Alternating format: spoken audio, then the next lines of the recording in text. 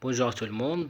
Dans cette vidéo, on va corriger un exercice sur le chapitre 1 de la deuxième partie. Le chapitre intitulé Le système nerveux.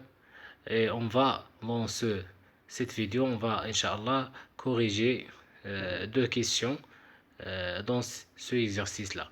Donc, on va commencer par la lecture des phrases ou bien de l'énonce de l'exercice.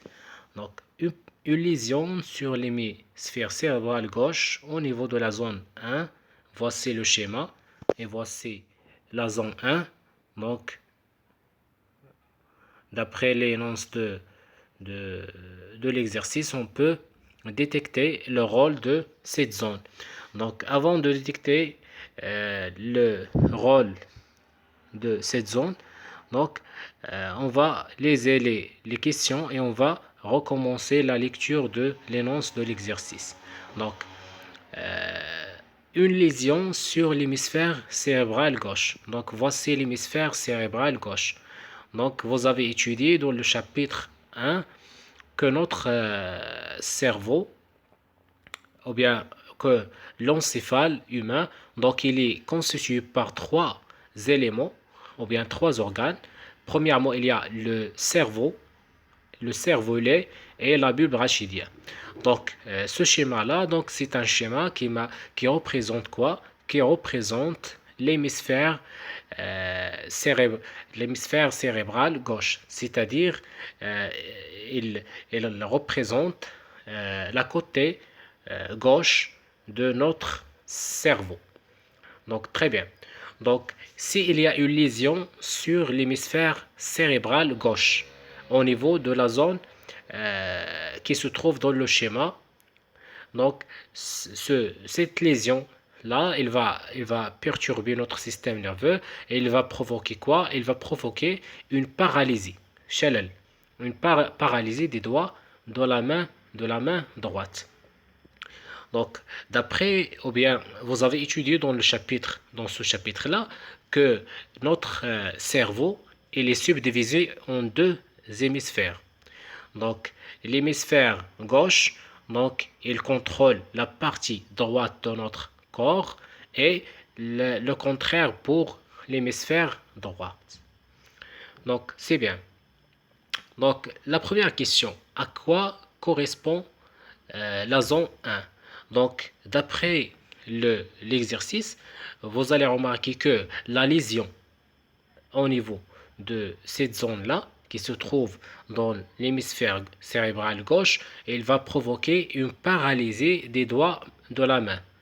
Donc, les doigts de la main, ils ne peuvent pas faire des mouvements volontaires et involontaires. Ce qui montre que cette partie, c'est une partie qui va contrôler les mouvements. Donc, on sait que la partie qui contrôle les mouvements volontaires dans notre cerveau, c'est l'aire motrice qui se trouve devant le sillon de Rolando.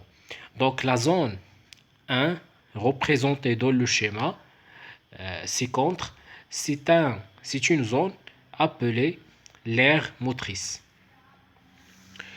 La deuxième question, d'après vous, que se pourrait-il si on simulait électriquement un point précis de la zone 1? Donc, si on simule un point précis de la zone 1, donc on n'aura pas une réponse, on n'aura pas la présence d'un mouvement. Pourquoi? Parce que cette zone, c'est une zone non fonctionnelle. Donc, l'individu il peut pas faire des mouvements volontaires ou bien ils ne peuvent pas bouger ses mains, etc. Donc, troisièmement, que, comment expliquez-vous que la paralysie constatée concerne la main droite et non la main gauche? Donc, comme j'ai déjà dit dans le début de cette vidéo, donc notre cerveau, donc il est subdivisé en deux hémisphères. Donc ces hémisphères-là, donc il y a l'hémisphère cérébral gauche qui contrôle la partie droite de notre corps, et concernant l'hémisphère droite, donc il va contrôler la partie gauche de notre corps. Donc la présence d'une lésion au niveau de l'hémisphère cérébral gauche, elle va provoquer une paralysie sur les doigts de cette dans la partie dans l'autre partie de notre corps. C'est-à-dire que la présence d'une lésion au niveau de l'hémisphère cérébral gauche, il va provoquer une paralysie au niveau de des doigts de la main gauche.